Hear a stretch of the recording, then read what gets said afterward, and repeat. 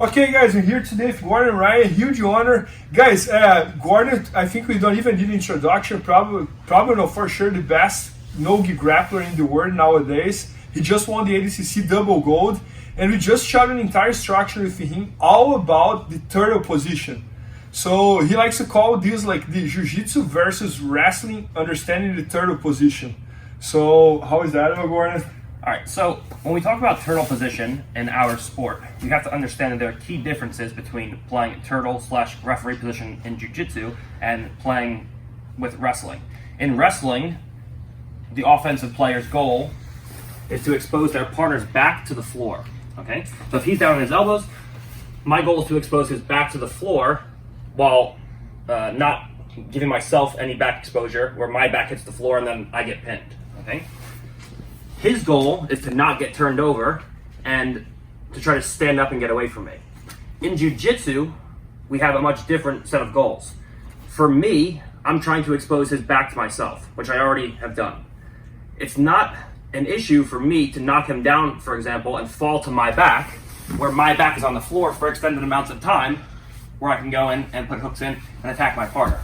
So it's not an issue if my back is exposed to the floor. It's actually a good thing because most of the time when my back's exposed to the floor, he's in an unathletic position, he's facing belly up. And then my hooks can come in and my upper body grips can come in and we can go into our attacks. Another thing that's very different is the threat of submissions. All right? In wrestling, I have no ability to actually finish my partner. I'm not going to go in and put strangles in place. So you see in wrestling a lot of times people use the referee position where they start to stand up. If Bernardo takes his elbows off the floor and posts his two hands on the ground, now as he goes to posture his head up, go head first. As he goes to posture his head up, now there's strangle hands that can come in place because his two hands are on the floor.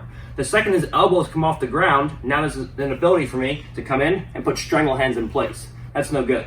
So in our sport, a much more common situation is where Bernardo plays with his elbows down on the floor, where now he can use his hands to stop me from putting strangles in place. Okay?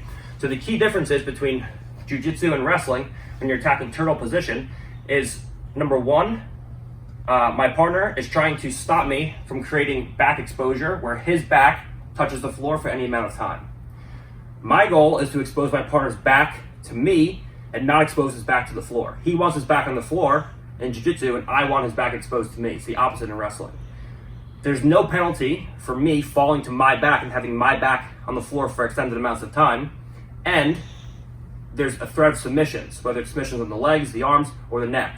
So he has to be cognizant of this and play with defensive hands the entire time in order to not get strangled. In addition, in wrestling, the main goal that people are usually thinking about is to stand up and break contact.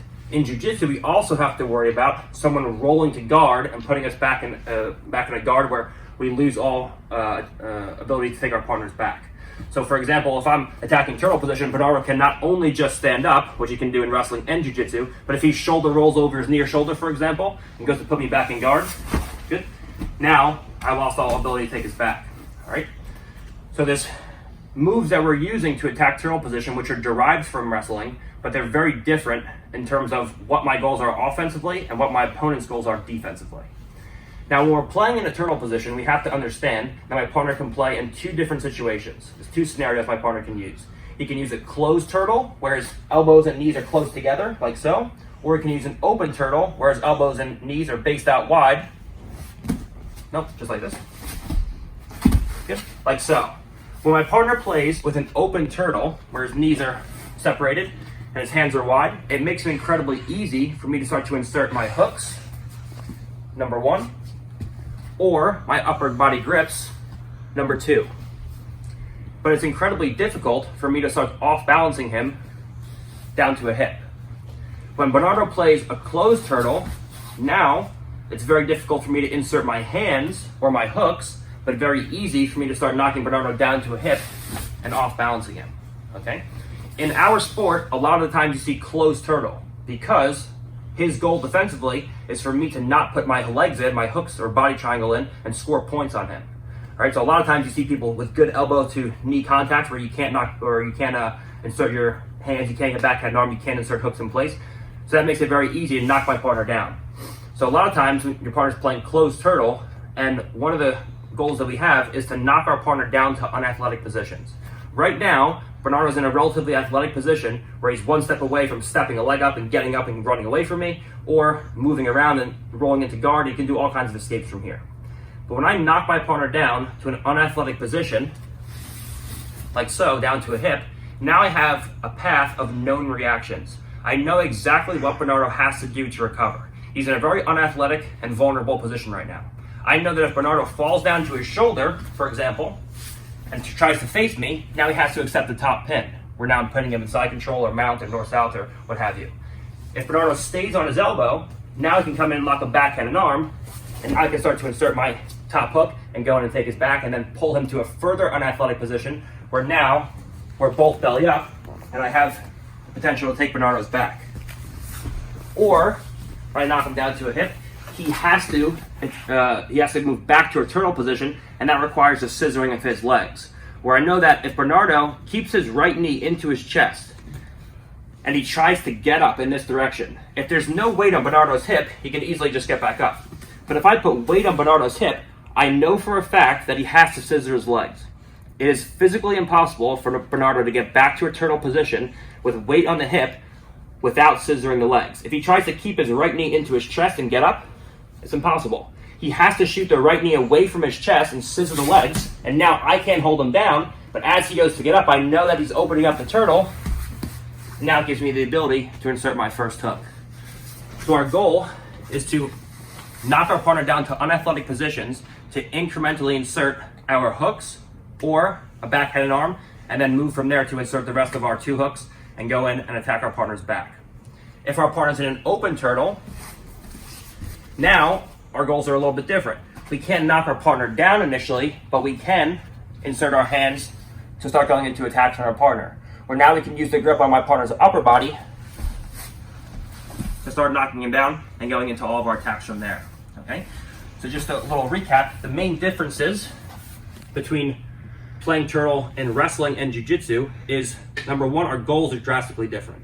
Okay? In wrestling, my goal is to expose his back to the floor. His goal is to stand up and get away from me and not get turned over. In jiu-jitsu, my goal is to expose his back to me and keep his back exposed to me while going in and threatening submissions. And there's no penalty for my back being exposed to the floor for long amounts of time. His goal is to, one, either stand up and get away from me, which people do in wrestling, where they get up and now they're moving away.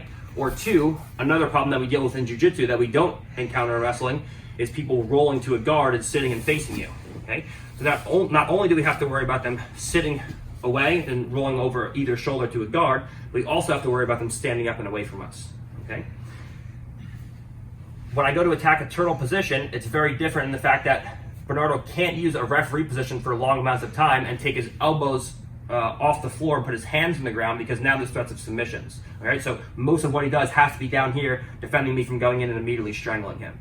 And then of course we have a closed turtle versus an open turtle, where I can either break my partner down to a hip first with a closed turtle to put him in an unathletic position to create a path of known reactions, or to go in and insert my hands first when he has an open turtle, or insert one hook first when he has an open turtle, and then go into knocking my partner down using power half Nelsons and things like that to knock my partner down, and then incrementally inserting my hands and hooks, and then eventually getting to an attack and a finish in the back. So, Gordon, I love the idea that you're talking about, like more focus in jiu-jitsu and not on wrestling. When I'm very close, you try to force me to put my hip on the ground. And when I'm very open, then you just work with your hooks, right? Yeah, the hooks are the upper body. I got it. And I think this, especially on your division, this might work very well, because many times, especially when the person is very heavy, even though when they're very close, it can still be a little hard to knock them over. Yeah. So what's the trick you use there in the case, like, imagine you're fighting against someone that's like 270 pounds, and they're here, and you're... Yeah. So whenever I feel I'm working with someone who's much larger than me, and I feel like it's difficult to knock them over, you have to understand that in order for your partner to not get knocked over, no matter what their size is, they have to open their turtle to some degree. So if Bernardo's really tight from here, he has his knees and his elbows tucked in like so, it doesn't matter how big he is, because his base of support is so narrow, he's always going to fall over. Now, Bernardo can open up his turtle just enough to where I still can't insert my hooks, but he has to open it to some degree. So if he has a closed turtle, where he has knees close together. If I go to knock him down to a hip and he wants to not fall over, notice he has to open his turtle to some degree, okay? Doesn't have to be much, but if he wants to not fall over to his hip, he has to open up his elbow and his knee to some capacity. And the second he does that, now I have my back cutting armor in place, and now I'm ready to go into further attacks. So if I can't get any upper body grips or any lower body grips, I have to hit an initial kazushi, an initial off balance to get his arms open just a little bit, or just enough space for me to go in and lock a backhand arm or grab wrists or something of that nature. So you're always playing those two options, like one, forcing myself to go 100% over there, and two, just pretend you want to go a little bit just to see if myself is going to open, and then Exactly, you go. yep. And that's So you play a dilemma of a closed turtle versus an open turtle. If it's a closed turtle, they're going to fall down every time. If they open a turtle in any way, then you just go in and lock hands or put hooks in, depending on how far their turtle opens. If I go to knock Bernardo open, if he only opens his turtle a little bit and I can't put my hook in, then I just go in and I lock a backhand and arm. Let's say I get a big pull and Bernardo gets really off balance and he opens up his knee wide and he has to post his hand out far. Now I come in and now I can insert my hook instead. So depending on how much your partner opens your turtle, it's very easy to insert at least your hands and sometimes even your legs. You got it. So guys, yeah, Gordon would do an instructional video for us that would be like turtle and back attacks. But instead of doing this traditional way that everybody does, he's doing one that's 100% focused on turtle attacks. So it's almost like 8 hours of content, right? It's like 8.5 hours, yeah. I was going to do turtle and back, but it was going to be like 30 hours if I did both of them. So we're going to break them into two for you guys. Yeah, so we just shot this entire instruction all about the turtle attacks that he also filmed himself rolling and commenting over what he was thinking during the rolls. And it came out really, really good. It's going to be at IBJJFfanatics.com soon. So maybe by the time you're watching, it's already there. So make sure to check that out. Thanks so much, Gordon. Yep. Please help me out to grow my YouTube channel. Just click subscribe. And to watch more videos, just click under see more videos. I hope you enjoyed. BJJFanatics.com. Use the promo code YouTubeFaria to get 10% off any instructional video. Improve your jiu-jitsu faster.